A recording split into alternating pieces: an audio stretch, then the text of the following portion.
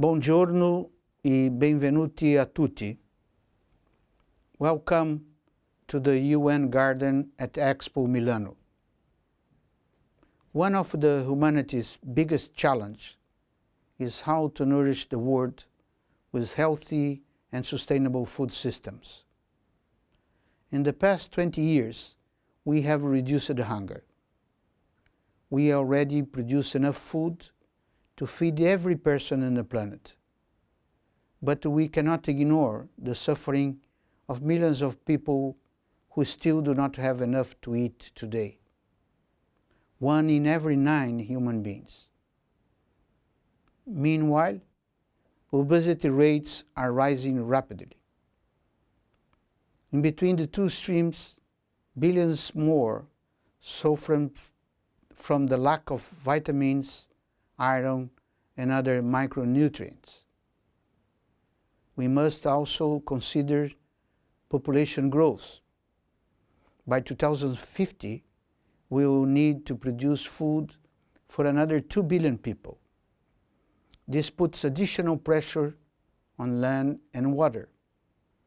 That's why we need food systems that produce more with less and that are resilient to climate change.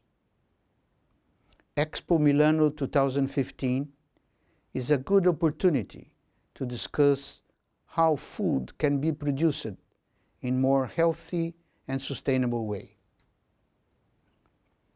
It is also a privileged occasion to discuss how to increase food and nutrition security for all. This calls for investments in agriculture, forestry, and fisheries.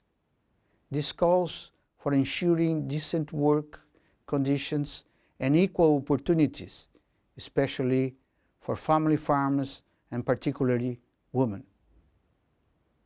This calls for increasing social protection.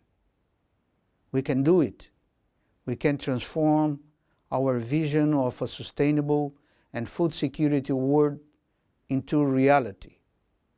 And we can do this by working together.